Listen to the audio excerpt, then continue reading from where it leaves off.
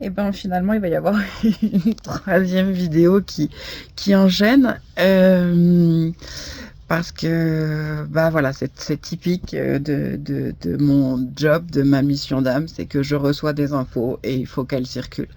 Donc là, c'est aussi de vous rappeler, parce que je l'avais précisé dans un post écrit, mais c'est encore différent, d'expliquer que j'ai des visions depuis que je suis enfant. Depuis toute petite, j'ai des sensations, des visions, des connexions avec d'autres dimensions, avec d'autres formes de vie. Euh, voilà. D'ailleurs, il y a plein de monde qui se manifeste et plein d'entités et de là qui sont là en train de me faire oui, super. Ok, donc voilà, c'était pour vous dire ça que oui, en fait, depuis enfant, je pensais que j'étais pas spécialement différente des autres, mais je me suis vite rendu compte que si, c'est une différence. Tout le monde n'a pas ces sensations-là et n'a pas ces visions et ne croise pas, j'aime bien dire, des petits lutins ou des champignons avec... enfin bon, bref, voilà.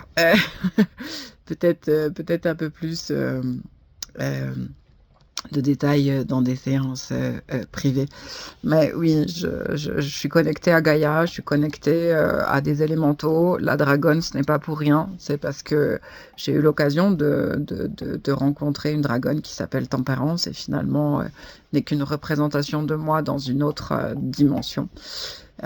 J'aime bien aussi parler d'espace-temps et la notion du temps est assez particulière aussi. Ce n'est pas quelque chose de linéaire comme on pourrait des fois s'y attendre.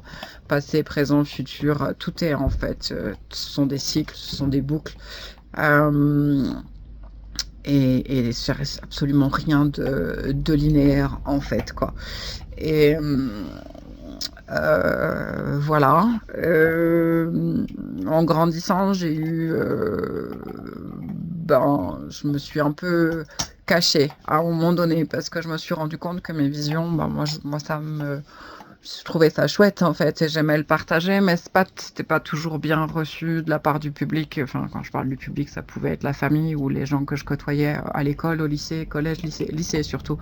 Et après, je me suis dit, ok, j'ai eu l'impression d'être un peu folle à un moment donné dans ma vie et de me dire, voilà là. Et puis,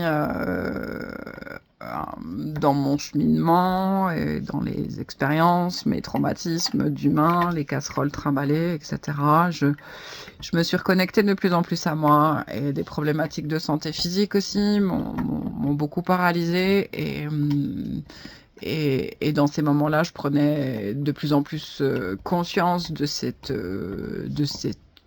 faculté, don, mais c'est pas, je sais pas si les mots sont très justes, mais de ces capacités en fait à voir d'autres choses et à ressentir et à avoir ces flux d'énergie.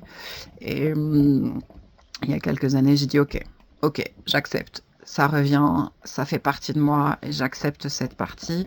Et petit à petit, ça a été aussi de faire un coming out. Donc le coming out, il est vraiment là depuis quelques mois, mais déjà depuis quelques années, j'en ai parlé beaucoup plus autour de moi. J'ai fait des lectures de cartes à mon entourage et à plein d'autres personnes sans au début le commercialiser. Et petit à petit, ben, il faut quand même que, comme je l'ai dit dans une vidéo précédente, il faut quand même que je me nourrisse dans la matière, donc il faut un petit peu d'argent. Et donc ça a été, ok, je veux bien lâcher d'autres choses, mais ça a été ça. Donc le mot commercialisé est le mot technique, mais c'est juste que je me suis mise à accepter ce job et de le faire de plus en plus, de délivrer ces messages. Et depuis quelques mois, c'est une autre étape, c'est celle du vrai coming out, d'en parler de manière plus officielle, un nom, un logo, des profils sur des réseaux. Moi, j'en suis pas encore à avoir une chaîne YouTube, et j'espère que... Mais bon, je sais pas ce qui me sera invité à faire.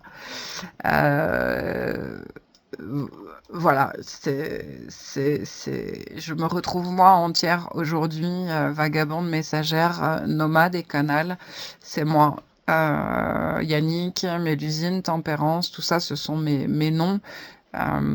Yannick, celui que mes parents, qui ne sont pas vraiment mes parents finalement, mais mes parents m'ont donné à ma naissance. Mélusine, ça a été un de mes noms de messagère qui m'a été donné il y a quelques années. Et Tempérance par rapport à la dragonne. Voilà. Vous avez pu remarquer que je suis aussi beaucoup tatouée. Tout ça, ce sont ce que j'appelle mes attributs de dragonne. Et ce sont des choses qui sont... Ce sont pas des rajouts, en fait. C'est juste un éveil. Je l'ai déjà dit tout à l'heure. C'est juste faire ressortir qui je suis pleinement et entièrement. Et ça, vous l'entendrez ou vous le verrez beaucoup sur les posts que je fais quand j'ai des messages à vous délivrer.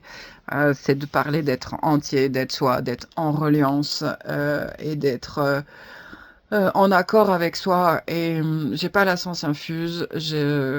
Juste, encore une fois, c'est en toute simplicité et en toute humilité que je suis là. Mais j'accepte cette part, mon entièreté. J'accepte d'être là, de me dévoiler là. Aujourd'hui, c'est vraiment c'est pas mal.